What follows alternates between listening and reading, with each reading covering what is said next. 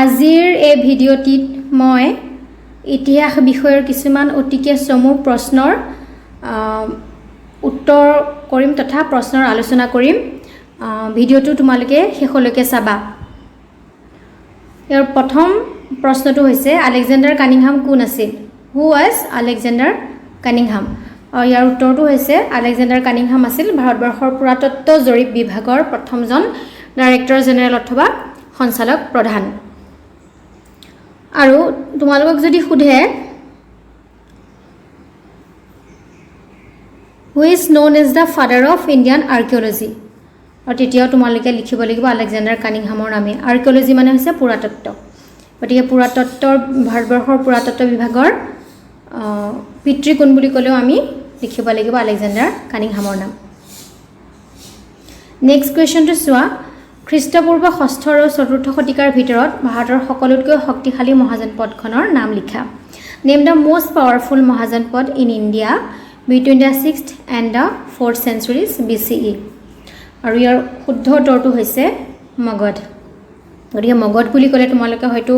অলপমান অসুবিধা পাবা বুজিবৰ কাৰণে বৰ্তমান বিহাৰ ৰাজ্যত তেতিয়াৰ মগধ মহাজনপদখন আছিল আমি জানো যে 16খন মহাজনপদ আছিল আৰু তাৰ ভিতৰত খ্ৰীষ্টপূৰ্ব 6ষ্ঠ আৰু 4ৰ্থ শতিকাৰ ভিতৰত ভাৰতৰ আটাইতকৈ বেছি তথা সকলোতকৈ শক্তিশালী মহাজনপদখন হৈছে মগধ 3 নম্বৰ কুৱেশ্যনটো চোৱা সাতবাহন ৰাজবংশৰ শ্ৰেষ্ঠ বুলি জনাজাত শাসনকৰ্তাজন কোন who was the best known ruler of the Satavahana dynasty আৰু ইয়াৰ উত্তৰটো হৈছে গৌতমী পুত্ৰ শতকৰ্ণী ত্ৰিপিটকৰ যিকোনো এখনৰ নাম লিখা আমাৰ নেক্সট কুৱেশ্যনটো হৈছে এইটো name any one of the Tripitaka গতিকে আমি ত্ৰিপিটক মানে আমি বুজিছোঁ যে 3 পিটক অৰ্থাৎ 3খন পিটকৰ যিকোনো এখনৰ নাম লিখিবলৈ কৈছে তোমালোকে এখনৰ নাম লিখিলেই হ'ল যদি এখনৰ নাম লিখিবলৈ আহে এখন হৈছে বিনয় পিটক আৰু আন দুখন হৈছে চুত পিটক আৰু অভিধম পিটক গতিকে যদি পৰীক্ষাত আহে তোমালোকৰ 3খনৰ নাম লিখিবৰ কাৰণে 3খনৰ নামে লিখিবা আৰু যদি এখনৰ নাম লিখিবলৈ আহে যিকোনো এখনৰ নাম লিখিলেই হ'ব 5 নম্বৰ কুৱেশ্যনটো চোৱা ইবন বটুতা ভাৰত ভ্ৰমণৰ সময়ত দিল্লীৰ সুলতান কোন আছিল who was the sultan of Delhi when Ibn Battuta visited India ইয়াৰ উত্তৰটো হৈছে মহম্মদ বিন তুগলক আমি জানো অথবা শুনিছোঁ মহম্মদ বিন তুগলকৰ নাম আৰু গতিকে ইবন বটুতা ক'ৰ পৰা আহিছিল বুলি ক'লে তোমালোকে লিখিব লাগিব মৰক্কোৰ পৰা আহিছিল আৰু তেওঁ ভ্ৰমণ বিষয়ে এখন গ্ৰন্থ লিখিছিল যিখনক আমি ৰিহলা বুলি কওঁ গতিকে তোমালোকক যদি সোধে পৰীক্ষাত প্ৰশ্ন আহে ইবন বটুতা ক'ৰ পৰা আহিছিল কোনজন সুলতানৰ সময়ত ভাৰত ভ্ৰমণ কৰিবলৈ আহিছিল আৰু তেওঁ লিখা ভ্ৰমণ গ্ৰন্থখনৰ নাম কি গতিকে সেইকেইটা হৈছে তেওঁ মৰক্কোৰ পৰা আহিছিল আৰু তেওঁ ভাৰতবৰ্ষলৈ অহাৰ সময়ত দিল্লীৰ সুলতান আছিলে মহম্মদ বিন তুগলক আৰু তেওঁ ৰিহলা নামৰ এখন ভ্ৰমণ গ্ৰন্থ ৰচনা কৰিছিল 6 নম্বৰ কুৱেশ্যনটো চোৱা অসমৰ প্ৰথমজন ব্ৰিটিছ আয়ুক্ত কোন আছিল who was the first British commissioner of Assam ইয়াৰ উত্তৰটো হৈছে ৰিচাৰ্ড হাৰ্ট কিটিংছ 7 নম্বৰটো চোৱা মুকাদ্দাম বুলি কাক কোৱা হৈছিল হু ৱাজ কল্ড মুকাদ্দাম এইটো এটা অতিকে গুৰুত্বপূৰ্ণ প্ৰশ্ন আৰু ইয়াৰ উত্তৰটো হৈছে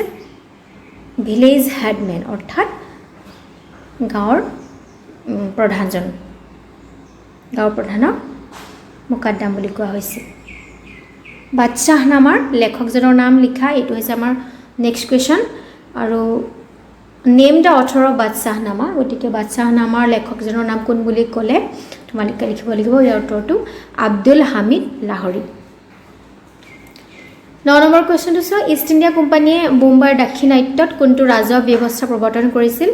ৰাজহ বুলি ক'লে আমি ৰেভিনিউৰ কথা বুজোঁ গতিকে which revenue system was introduced by the East India Company in the Bombay Deccan ইয়াৰ উত্তৰটো হ'ব ৰায়তৱাৰী ৰাজহ ব্যৱস্থা 10 নম্বৰ কুৱেশ্যনটো চোৱা 1857 চনৰ বিদ্ৰোহৰ সময়ত কোঁৱৰ সিঙে বিদ্ৰোহীসকলক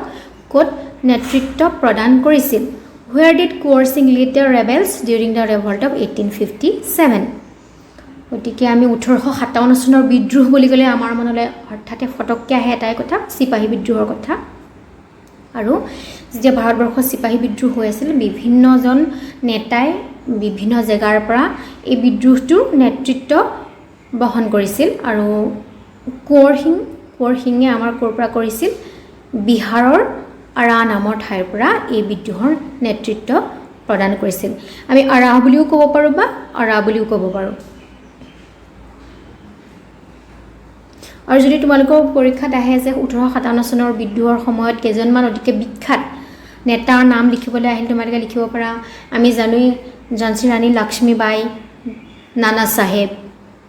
এতিয়া কোঁৱৰ সিঙৰ কথাও আমি লিখিব পাৰোঁ। কুৱেশ্যনটো চোৱা তোমালোকে, মহাত্মা গান্ধীয়ে ব্ৰিটিছ শাসনৰ বিৰুদ্ধে চলোৱা তৃতীয়টো বৃহৎ আন্দোলন কি আছিল? Which was the third major movement against the British rule launched by Mahatma Gandhi? আৰু ইয়াৰ উত্তৰটো হৈছে ভাৰত ত্যাগ আন্দোলন। আৰু আমি যিটো ইংৰাজীত কুইট ইণ্ডিয়া মুভমেণ্ট বুলি কওঁ, যিটো 1942 চনত হৈছিল। আৰু আমি জানো পৰীক্ষাত প্ৰায়ে আহে ভাৰত ত্যাগ আন্দোলনত অসমৰ ভূমিকাৰ বিষয়ে লিখিবলৈ আহে। গতিকে আমি জানো কনকলতা বৰুৱা, মুকুন্দ কাকতি, যিসকল মানুহ এই আন্দোলনত শ্বহীদ হৈছিল। নেক্সট কুৱেশ্যনটো চোৱা, খান আব্দুল গফৰ খান কি নামেৰে জনাজাত হৈছিল? By which name Khan Abdul Ghaffar Khan was known? ইয়াৰ উত্তৰটো হৈছে সীমান্ত গান্ধী, বা যাক আমি ফ্ৰণ্টিয়াৰ গান্ধী বুলিও জানো। আৰু আজিৰ কাৰণে ইমানেই আছিলে। আৰু আজিৰ যিখিনি প্ৰশ্নৰ উত্তৰ আমি আলোচনা কৰিছোঁ, সেইখিনি 2019 বৰ্ষৰ ইতিহাস বিষয়ৰ